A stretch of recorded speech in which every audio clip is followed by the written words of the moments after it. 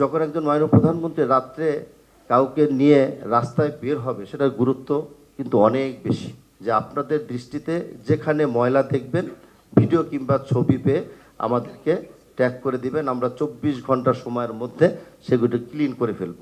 আমি মনে করি আমরা যদি সকলের সমন্বয় একসাথে কাজ করতে পারি, এর চেয়ে বেটার কিছু আমরা হয়তোবা দিতে পারবো।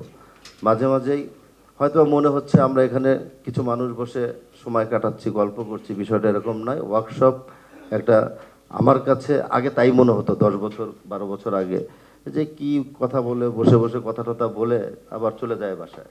বাট এখন আমার কাছে মনে হয় যে ওয়ার্কশপ একটা অত্যন্ত জরুরি বিষয়। এখান থেকে অনেক কিছু সিদ্ধান্ত হয়, আমরা একটা কথা বলি, সেটাকে নোট করি, সেটাকে আমরা প্রস্তাব আকারে দিই, পরবর্তীতে সেটা ধীরে ধীরে আমরা বাস্তবায়ন করি।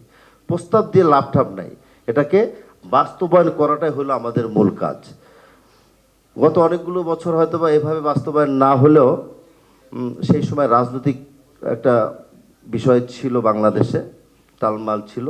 এখন একটা স্থিতিশীল পরিবেশ আছে, জনগণের ভোটে নির্বাচিত সরকার আছে। সেই নির্বাচিত সরকারের প্রধান মাননীয় প্রধানমন্ত্রী জনাব তারেক রহমান, উনি একজন মানবিক মানুষ। উনি চায় এই দেশটা সকলের, এই দেশটা সবাই যাতে তার ন্যায্য যে অধিকারগুলো আছে সেগুলি যারা তারা পায়, এবং প্রতিটা প্রতিষ্ঠান থেকেই নৈতিকভাবে তাদেরকে যাতে জনগণকে তাদের পাশে থেকে সহযোগিতা করে, এটা স্পষ্ট বলেছেন। আমার জীবন আমি এরকম কোনো প্রধানমন্ত্রী দেখিনি যে কোনো ফ্রাইডে নেই, স্যাটারডে নেই, শুক্রবার নেই, রাত নেই, 2:30 নাই, 10টা নাই, হ্যাঁ, মাঝে মাঝে 8টা 9টা পরে আমরা বাসায় অনেকে চলে যাই, কেউ অন্য কাজে ব্যস্ত থাকি।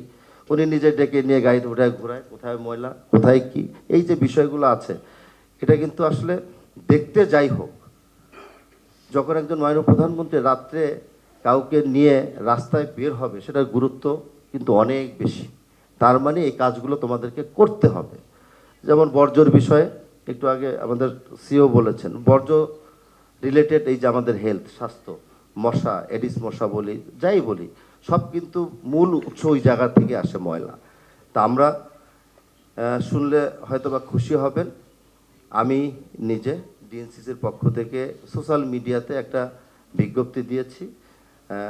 ঢাকা উত্তর সিটি কর্পোরেশনের আওতাধীন নগরবাসীর কাছে আহ্বান জানিয়েছি যে আপনাদের দৃষ্টিতে যেখানে ময়লা দেখবেন, ভিডিও কিংবা ছবি পেয়ে আমাদেরকে ট্যাগ করে দিবেন, আমরা 24 ঘন্টা সময়ের মধ্যে সেগুলো ক্লিন করে ফেলব। তো ইতিমধ্যে কিন্তু অনেকগুলো করে ফেলেছি, আপনারা দেখেছেন। তো এগুলো আমরা সামনের দিনটাকে আমরা করব, এটা চলমান থাকবে, এর জন্য কোনো থামাথামি নেই। মানুষ যখন ভিডিও পাঠাবে পরিষ্কার পরিচ্ছন্ন করার জন্য, আমরা সাথে সাথে সেটা অ্যাকশনে চলে যাব। এর জন্য সচিবের সাথে আমি কথা বলেছি, সিও মহোদয়, আমরা একটা এক্সট্রা একটা টিম বানাবো এই কাজের জন্য, শুধু যাতে কুইক রেসপন্স করে জায়গাটা 24 ঘন্টা সময় আমাদের নেওয়ার একটা মাত্র কারণ, আমাদের জনবলের অনেক সংকট আছে, ইকুইপমেন্টের অনেক প্রবলেম আছে। তারপরে এই কাজগুলো আমরা প্রায়োরিটি বেসে অনেকগুলো করে ফেলেছি। এবং যারা রাজনৈতিকভাবে আমাকে অপছন্দ করে, আমি গতকালকে দেখলাম যে তারা এই বিষয়টাকে আমাকে একটু ব্যক্তিগতভাবে হোক, ঢাকা উত্তর সিটি কর্পোরেশনের পক্ষ থেকে আমাকে অ্যাপ্রিসিয়েটও করেছে।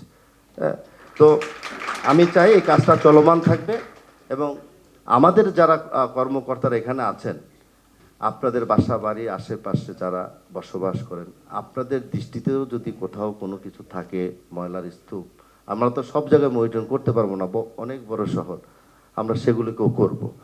তো এই জায়গাগুলো থেকে আমাদের উদ্যোগ নেওয়ার কারণ হলো মানসিকভাবে আমরা প্রস্তুত, আমরা জনসেবার জন্য, নগরবাসীর জন্য যে কোনো বিষয়ে যে কোনো কাজ করতে আমরা প্রস্তুত আছি।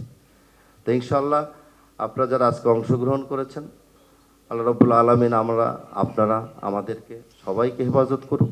আমরা সামনের দিনগুলোতে ইউনিসেফ এবং ইউএস এম্বাসির যারা আছেন প্রতিনিধি এবং সামনে উপস্থিত সকলকে নিয়ে একসাথে কাজ করব।